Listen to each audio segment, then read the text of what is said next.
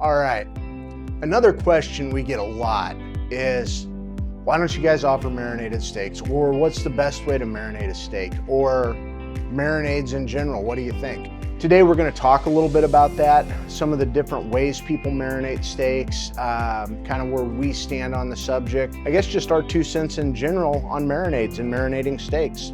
So if that sounds interesting, come along for the ride. All right, so marinating steaks is not something that we typically do with premium steaks. A lot of people like marinades though, and marinades definitely have a place. They absolutely positively have a place. When you're talking about premium steaks, one of the things that we do here at Nebraska Star Beef that a lot of other companies don't is wet age. And we have a 35-day, and it can be longer than that, 35 to 40, 45-day wet age that we're very, very serious about. And that really works to make the meat more tender and more flavorful without drying it out. In a way, when we wet age, that's kind of like marinating without seasoning. And it's allowing the natural enzymes that occur in the meat to start breaking that meat down to make it more tender, more flavorful, and we wet age so we don't lose any moisture. Out of the gates, when we're making a premium steak, we're kind of doing some of the things that a marinade is designed to do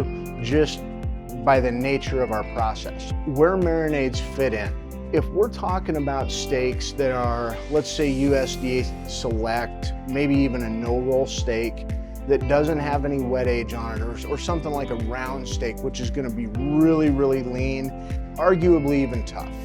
When you start talking about a piece of meat like that, or brisket, you know, something of that nature, where there is collagen fiber, there's muscle fiber, there's no aging, where there's a good reason to start mechanically disassembling that meat with enzymes, that's where a marinade comes in. That's where a marinade will take a steak that can be a little tough to eat maybe, and turn it into something that's pretty delicious. And some people look at a marinade as a way to season a steak. I disagree with.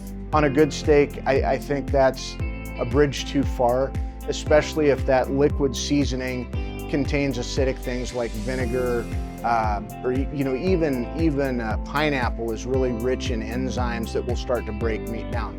So that the wet seasoning aside, a wet marinade or a wet type of seasoning on a steak prior to cooking confuses me a little bit, but I know some people do that. Jumping back over to the tougher steaks and the mechanical side of why marinades work. We're gonna take that tougher steak. It's got muscle fibers that have been used a lot. Brisket's kind of like the front axle of a beef. Round steak is the rear axle, the hind end. We turn that into jerky, just kind of for comparison, but there is such a thing as a round steak. So if you've got one of those tougher cuts of meat and you wanna make it less tough before you cook it, enter the marinade. Marinades are typically acidic or enzyme-based. Now, there's different kinds of acids, there's different kinds of enzymes. I, newsflash, am not a chemist. So I know just enough to get in trouble here. If you want to understand the chemistry of it, it's YouTube. I am sure there is a chemistry-based dude that likes cooking who's made a video on how it works. What I can tell you is the end result of doing certain things. Pineapple is a very strong enzyme, and it will break steaks down relatively quickly. Yogurt will break steaks down relatively quickly. Now, pineapple happens to taste really good with meat. It's acidic, there's acid as well as enzymes in the pineapple, and it's sweet.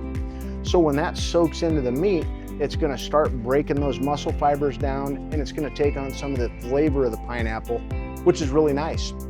And the acidity of the pineapple helps to cut through any fat or marbling. So it works out real nice. Now, yogurt I mentioned as well, or any buttermilk, any of the lactic acid family of marinades will also break proteins down. Flavor-wise, it's a little different flavor profile. If you like it, cool, go for it. A lot of people will use the lactic acid and then wash that marinade off, season and grill. Not my thing. Mechanically, it absolutely works. And when I say not my thing, I mean flavor-wise. If I'm gonna do it, I prefer some type of a citrus marinade, you know, lemons, limes, oranges, pineapple. Those kind of hit the mark for me if I have something I am gonna marinate.